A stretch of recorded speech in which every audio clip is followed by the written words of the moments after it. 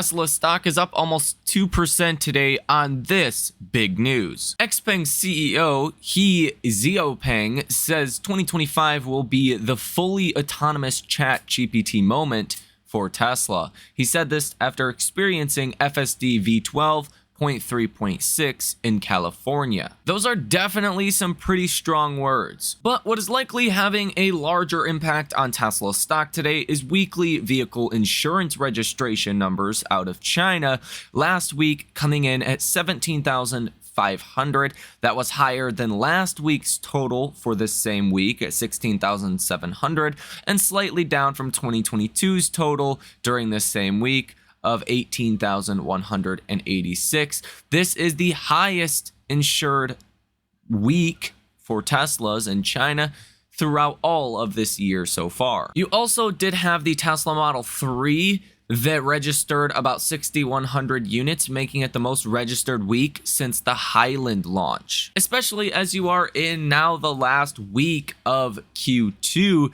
these last final weeks of insurance registration numbers are vitally important for Tesla to actually come through with numbers. So this is having a positive impact on Tesla's estimates overall and will force people to raise estimates, at least marginally. And this is a big reason why Tesla stock is outperforming today. The most active symbols on Interactive Brokers the past few days are tech, tech, and more tech, according to Ganjan Banjiri.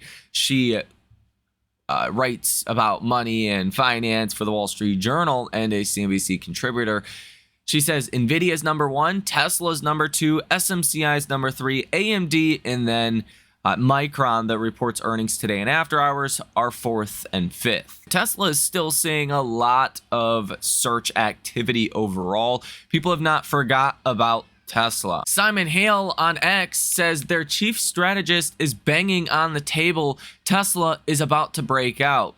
He says, my team is all about fundamentals. I leave the technicals up to Jim. He's made some great calls. And this is Jim Thorne to his investment advisors. He says, we have seen the re-rating of companies when they pivot to AI. The Tesla event on August 8th may provide the same re-rating. Would expect the stock to rally into the event. This fund is Wellington Altus Private Wealth Managed Money.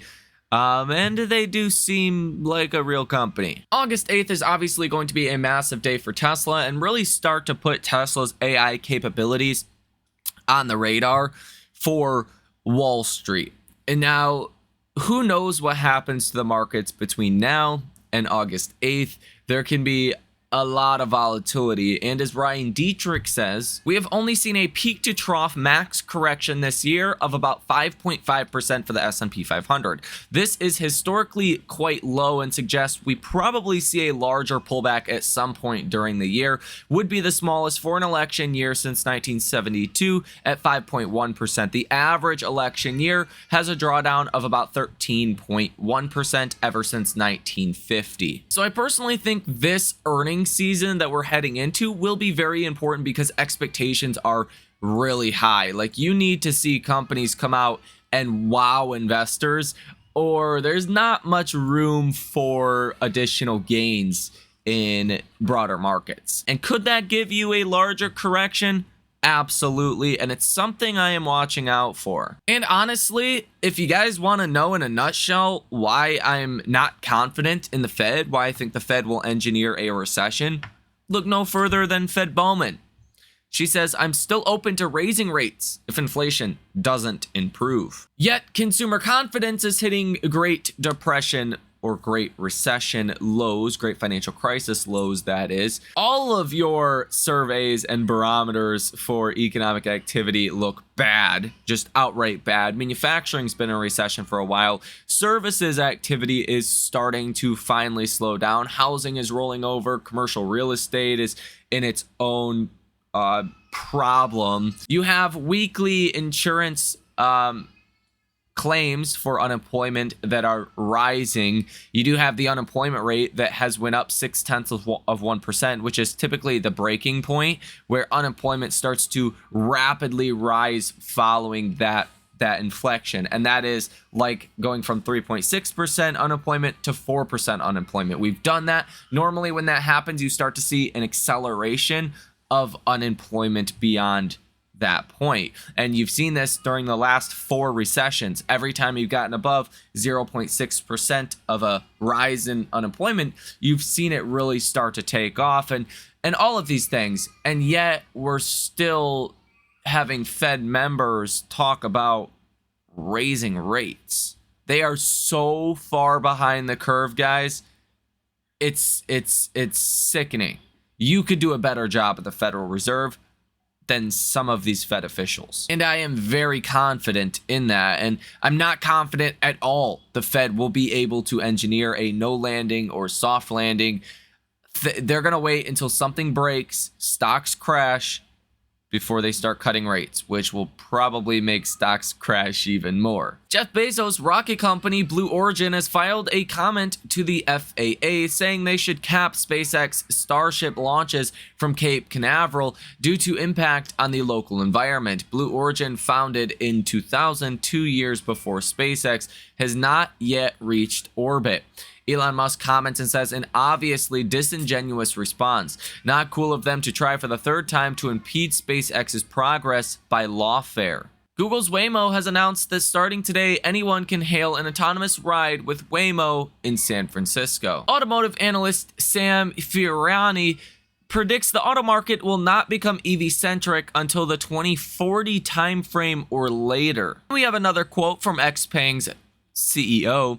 He praises Tesla's FSD and Waymo tech after tests in the US. He says, I am truly impressed with the significant progress FSD has made in just a few months. It offers valuable features and a user experience that we can learn from. Morgan Stanley's Adam Jonas put out a new Tesla note today.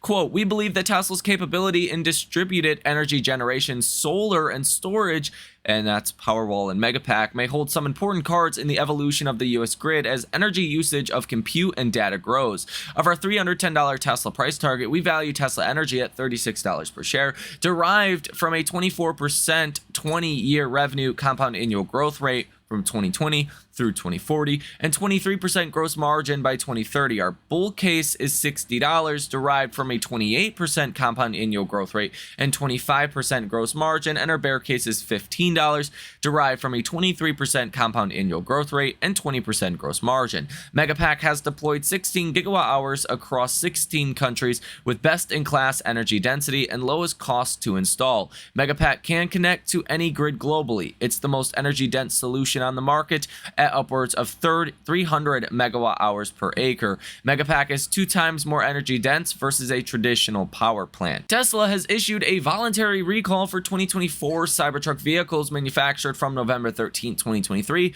to June 6, 2024 to replace the windshield wiper motor with a wiper motor that has a properly functioning gate driver component. Starting today, Tesla is relaunching free FSD transfers for people that take delivery of a new Model 3, Model Y, Model S, and Model X between June 24th and August 31st, 2024. Stackable with all existing incentives. Trade-in of the existing VIN with FSD is not required. Tesla is now manufacturing variants of the Model Y and Model 3 in the US that do and don't qualify for the $7,500 federal EV credit. Customers who claim eligibility for the credit will be matched to a VIN of a car that qualifies for the EV credit, but those who are not eligible or don't opt for the credit will get a non-qualifying VIN. Qualifying Model Y's long range and Model 3 long range use Panasonic batteries, while non-qualifying ones use LG batteries. So it seems like Tesla is using less expensive batteries in cars for customers who don't use the EV credit, allowing the company to save money. Very, very smart. Tesla now lists specific inventory that qualifies and that doesn't qualify. Rivian CEO RJ Scaringe says the company removed over 100 steps from the battery making process, 52 pieces of equipment from the body, and over 500 parts with the launch of its refreshed R1T and R1S, resulting in a cost savings of roughly 35%. With such a dramatic shift, like a 35% cost reduction, you gotta wonder about quality, you gotta wonder about safety there, and I think just saying that is one thing. You should probably explain why you took out so many parts to begin with. Tesla has added Mercedes to their coming soon list for supercharger use. This means Mercedes EVs will soon get access to 15,000 Tesla superchargers in North America. Wow, look at this. Tesla is in talks with Michelin to test new airless tires. Barry Black writes on X, with 1 week left in the quarter, Q2 is negative 7.2% year over year for deliveries. And quarter over quarter, you're actually up 14%. So if we do get a positive reaction from Tesla's number for deliveries that comes out on July 2nd, it's probably going to be that quarter over quarter number that could come in over 10% growth globally. New Street has cut Tesla's price target to $235 from $245 per share, and they maintained their buy rating. UBS says Tesla's second quarter deliveries now expected to decline year over year amid European weakness. The brokerage lowered its deliveries estimate to 420,000 from a prior view of 471,000, which UBS analyst Joseph Speck and Patrick Hummel said in a note was admittedly too high. In Europe and the UK, Tesla deliveries are tracking down 28% quarter over quarter through May and 25% year over year based on European Automobile Manufacturers Association data. According to UBS, European sales are being pulled lower primarily by falling demand in Germany, France, and Norway. They say while June is typically the largest month for Tesla deliveries in Europe, the pace suggests a tough quarter in Europe, the analyst said. In China, deliveries are expected to improve, but auto gross margins in both China and the US could be impacted by incentives. UBS reiterated a neutral rating and a $147 price target on Tesla stock. As far as the unusual option activity today, you have two orders totaling almost $900,000 with a positive order value of 100% for Tesla. If you take a look at calls, you have open interest of 27% and puts about 73% open interest. Tesla's short interest overall is ticking upwards a little bit today from 3.66% to 3.67%. The dollar amount currently sold short is $18.56 billion, with 101.65 million shares that are currently sold short. You have a cost to borrow max today of about 9%, and it does look like on net about 2 million shares are actually being sold short today. Sentiment for Tesla over on StockTwits today is extremely bearish at 21. Yesterday, you were bearish at 34, so it's looking worse today. Message volume is normal at 51. Yesterday, it was normal at 46, and the participation ratio is high at 55, and it's been between 55 and 57 for many months now. Google Trends data for the Tesla lineup does show just continued sideways action with overall Google Trends, which are elevated. So that's a great sign. As long as Google Trends do not start to plummet, that's fantastic. It looks like there is still elevated interest in Tesla products, with Q2 being the best Google Trends data that we've seen in many years. Here today and after hours, we will get earnings from FedEx, and that will be a focal point of investors, followed by tomorrow, Micron, BlackBerry, and Levi's that report earnings tomorrow and after hours, Micron being obviously the most important, but you also have Paychex and General Mills pre-market tomorrow. Thursday, Walgreens, Boots Alliance, McCormick in pre-market, and then in after hours, you have Nike.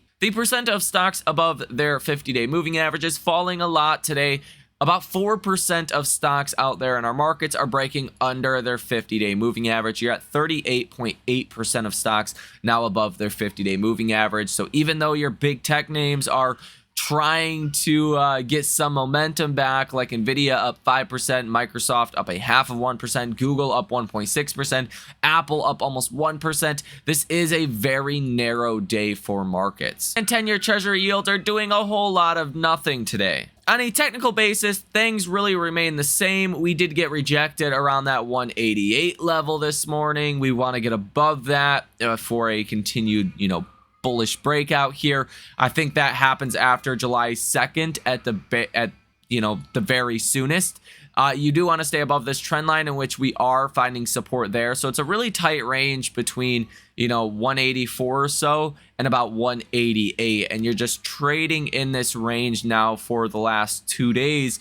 And we'll see, as eventually there will be a break up or a break down, and whatever direction we do go in, I think at least until July 2nd, it will be correlated to whatever happens in the broader markets. If we get really bad days or really good days, I think Tesla will stand to benefit or lose from both. potential reactions in the market. If you take a look at the RSI at about 57, that is pretty neutral overall. MACD line at 2.31 and the signal line at 1.73 looks pretty good there also. So that's going to go ahead and do it for this video. That is everything you need to know specifically about Tesla stock. If you're wondering what's going on in the broader markets, well, look no further. Today at 8 p.m. we will go over exactly that, what to expect for the day tomorrow as well, because tomorrow will be a very important day. You guys have a fantastic rest of your day, and I will see you in the next one.